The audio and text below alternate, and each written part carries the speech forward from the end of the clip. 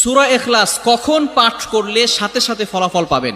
ভালো করে বুঝেন, সূরা ইখলাস হচ্ছে পবিত্র কোরআনুল কারীমের ভিতরে ছোট সূরাদের ভিতরে অন্যতম একটি সূরা। তবে ফজিলতের দিক থেকে সূরা ইখলাস হচ্ছে গুরুত্বপূর্ণ ফজিলত, এবং এই সূরাটা এমন একটা সময় আল্লাহ পাক রব্বুল আলামিন নাজিল করে দিয়েছেন যখন আল্লাহ রাসূল সাল্লাল্লাহু আলাইহি ওয়াসাল্লাম দ্বীনের প্রচার করতে লাগলেন। এমন সময় আল্লাহ পাক রব্বুল আলামিন এক আল্লাহর দাওয়াত দিতে লাগলেন। তখন কাফেররা আল্লাহ রাসূল সাল্লাল্লাহু আলাইহি সাল্লামকে কোশ্চেন করলো যে, মুহাম্মদ, তুমি তো এক আল্লাহর দাওয়াত দাও, আমরা তো কোটি কোটি দেবতার পূজা করি, তারা আমাদের সমস্যার সমাধান করতে পারে না। তুমি যে আল্লাহর দাওয়াত দাও সেই আল্লাহ কয়জন এবং সেই আল্লাহর সন্তান আছে কিনা? সাথে সাথে আল্লাহ পাক রব্বুল আলামিন এই কাফেরদের প্রশ্নের উত্তরে আল্লাহ রাসূল সাল্লাল্লাহু আলাইহি সাল্লামের কাছে এই সূরাটি নাজিল করলেন, কুল হুয়াল্লাহু আহাদ আল্লাহুস সামাদ লাম ইয়ালিদ ওয়া লাম ইউলাদ ওয়া লাম ইয়াকুল লাহু কুফুয়ান আহাদ।